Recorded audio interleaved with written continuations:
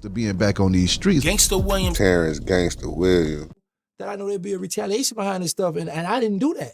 Now I understand you want to further your career, and I was trying to help myself too. Notorious Hot Boy Gang. It was like, nah, man, we picked certain ones, wrote a letter to the Fed. The original Hot Boy. He was locked up with Big Meat. The Fed was like, listen, man, I also gave him some murders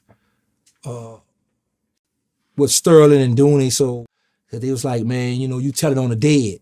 Birdman and Slim's brother, Terrance Gangsta Williams, was freed. This is a way I can get up out of prison. You know, I'm not testifying on no one. I would like to address the critics. First of all, I've done 23 years and 10 months. I apologize to you all if you thought I was going to die in prison. I'm too shrewd, smart. However, I plan to answer all these questions that a lot of you social media guys, internet gangsters, had something to say about me.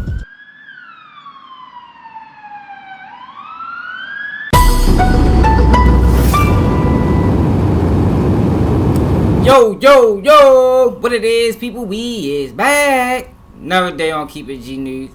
And we talking about Terrance Williams, Terrance Civilian Williams, whatever you want to call him. You can even call him Gangsta if you still think that name fits him. Because one of these reasons I came on the internet is I believe, we need some real speakers. You know, some people that are authentic, organic. You know, we got too many plants, if you want to call them that, in our community. And I think Terrance Williams is one of them.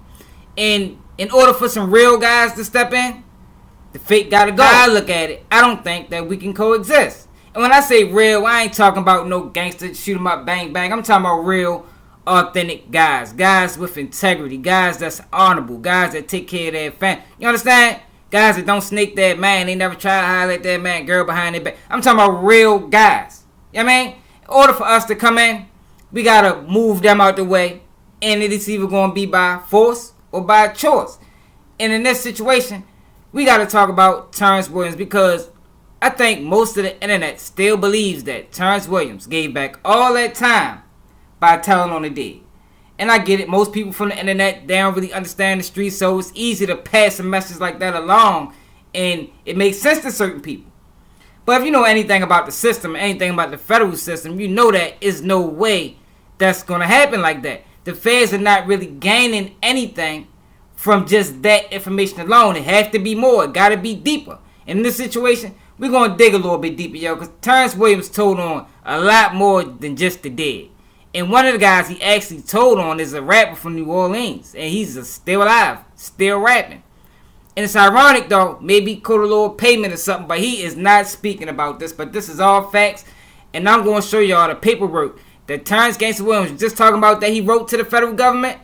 I'm ready to read to y'all what he said. Terrance E. Williams versus United States of America, criminal docket number 98-57. The Honorable Lamel, it's a pleasure to be writing you concerning this matter, in which I'm writing in regard of finding closure in my life. Likewise, I would like to apologize for not being totally truthful with you. My past decisions were mainly because I was young, arrogant, afraid, and just plain ignorant. As the years have slowly elapsed, I've often thought about my life and relived my past, as well as how my decisions has caused me grave pain and suffering, which has also affected the lives of others. Your Honor, my conscience has gotten the best of me. Therefore, I feel it's only right that I try to make amends for my conduct. There's a saying that goes something like this: we live and we learn and we move on. However, I can't move on until I do what's right. That is, coming clean with you concerning the two murders. Your Honor, once again, after reading my resentencing hearing transcript, page 21 through 24, I felt the right thing to do was reach out to authorities. I have mailed a letter to the state concerning this homicide, including an affidavit to Mr. Lardria concerning this situation. Also, I have spoken with HF agent Mike concerning Mr. Benjamin's upcoming trial. I have given him information as to why Twin was killed. Mike wanted me to come and testify, but Mr. Coleman said that he didn't need me. Your Honor, I am very mindful that you may have heard everything a person can possibly say when it comes to asking for mercy. Therefore, I will not waste your time with many passive words that one can use. You have my word. I have come clean concerning everything, even the 2 murders. It's all behind me now. Please, Your Honor, give me a release date. I'm not asking now. I'm asking when the Rule 35 letter is written to you concerning a correctional officer that I helped to have arrested. February 29th, 2008. Substantial assistance. Dear Mr. Jones, may God guide you and set your affairs straight. My name is Terrance E. Williams, REG 25958-034. The nature of this letter is to bring to the attention of the parish or New Orleans that I have some very valuable, irrefutable information concerning 2 homicides and 1 attempt murder in which I was an eyewitness to these crimes in October and December 1997. I witnessed Kylan Caines being murdered on October 8, 1997, and Terrance Benjamin shot several times, also in December 1997. I witnessed Ishmael Fernandez being murdered. If your office is interested in filing a writ to bring me back to New Orleans to testify to these crimes, please let me know. I await your response, and thank you very kindly. You can contact my attorney at this address, Mr. Robert P. Early, phone number 504-451-3313. Also his address, 1801 Lake Superior Drive, Harvey, Louisiana, 70058. Sincerely, Terrance E. Williams. Affidavit in support of sentence reduction. I, Terrance Williams, over 21 years of age, and competent to make this affidavit in support of my forthcoming Federal Rules Criminal Procedure, Rule 35, that will be filled on my behalf based on the true facts of the following declaration. I personally witnessed Donald Dyer kill Ishmael Fernandez in front of my house located at 2807 Willow Street, New Orleans, Louisiana. This happened on December 26, 1997.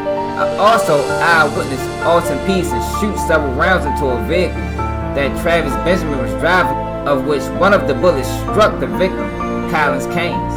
I will testify to these events in a court of law and indictments and prosecution to solve these 2 murders. I understand my counsel of record, Robert P. Early and Maurice Lindora, are from the Office of United States Attorneys, New Orleans Division, that upon conviction and deposition of these 2 murders, I will be awarded a sentence reduction pursuant to Federal Rule 35B. In my case number, CR 98-057B×2, U.S. v. Williams, of which I am serving a life term. I declare under the penalty of perjury laws of the United States of America that foregoing is true and correct to the best of my knowledge pursuant to 28 U.S.C. 1746. I further say, if not done this blank day of blank 2007 at Federal Correctional Complex, Yazoo City, Mississippi, 39194. 39194. Terrance Williams. Now, I don't know if this paperwork is new to everybody. This is the first time I've seen it. I've seen a few videos on Terrance Williams, and I never seen this paperwork read in full, in entirety, ever. But this is how Terrance Williams came home, y'all. Terrance Williams leveraged information that he knew on other people and also cooperated on correctional officers, cooperated on inmates to come home. Terrance Williams had 243 years plus life, which means the chances of him coming home was very, very, very slim. And you heard him in the earlier parts of the video. He called it shrewd. I call this snakish. I call this disgusting. There's nothing shrewd about this. What would have been shrewd is him going through his paperwork, finding the loophole, and then getting the case overturned. There's nothing shrewd about cooperating on people that you thought was your friends at one point, or cooperating on people that you ran with. Like, what is shrewd about that? Like, they don't take no thought into that. But it do take thought into a lot of the other things he did. But at the end of the day, none of it is respected, and all of it is dishonorable. But these are the guys that's on YouTube talking and delivering a message to the people like they like what they saying is valid. Like where I'm from and how I was raised, yo, once somebody is deemed that what Terrance Williams is, you don't pay attention to nothing they say. You understand? You just block them out and feed them to the wolves. Because that's what he did to other people. I'm of the mind frame that if Terrance Williams had some information on one of his parents, he would have told to climb out the situation that he put himself in. This is the thing, y'all. You got to remember. He put himself there. Nobody helped him with this. You know, these are crimes allegedly that he committed. He pled guilty to. So now, when it's time to suffer the consequences, he don't want to do that. He want to bring the whole empire down with him. Bring innocent people down with him. Imagine being Hot Boy Bezo. You understand? 20 years after you allegedly committed a crime, which he was found not guilty for, but 20 years after you allegedly committed a crime, you get your house raided, police come knocking on your door, lock you up, probably in front of your kids, in front of your family members. He don't know what's going on. Whole time you find out once you get down to precinct that somebody you ran with 20 years ago decided to implicate your name in the murder. Yo, that is dirty work. But that would explain all the back and forth that been going on between these guys. Why you go so hard at Habizo? Like, what's the issue? Like, if you was to walk in the room and he was in the room, like, how you think that would go? We gonna fight because we better not catch you downtown. Not catch you downtown. Everywhere. You never there. Yeah. And I gotta go jump out and bucket. So let me get this straight. Not only did Terrance Williams testify on Hot Boy Bezo, snitch on him on a 20-year-old case. When asked about it, this was his response, that they got to fight when he said, like, yo, this is crazy. Yo, this is a dangerous, dangerous guy. If y'all thought he was dangerous on the streets, no, he's way more dangerous now. I promise you. Any person that will snitch on a person then say, yo, when they see me, we going to have to fight is a dangerous guy, man. But this is what we want. This is what we getting fed, force-fed on the internet. These are the guys that got say-so in our community. And I think it's crazy, and I think it's wrong, and I think in order for some real, authentic guys to be put into the forefront, we got to put these guys in the basement. But I could be wrong. Let me know how y'all feel about this in the comments, man. Is y'all surprised if anybody ever seen this paperwork? I know people might have knew this information, but how many people seen this letter? I've never seen it before, but I could be wrong. And how do y'all feel about his beef with Hot Boy Bezo? How he gonna tell on that man and say that if he ever see him on the streets, they gotta fight? Like, yo, that is a dangerous guy, yo. Dangerous, dangerous guy. But let me know how y'all feel about this in the comments. This is another day of Keep It G News, and I'm out. Nigga can't do what I do, y'all niggas can't copy me. Let's keep shit G. Let's keep shit G. Let's keep the shit G. Let's keep shit G. Let's keep shit G.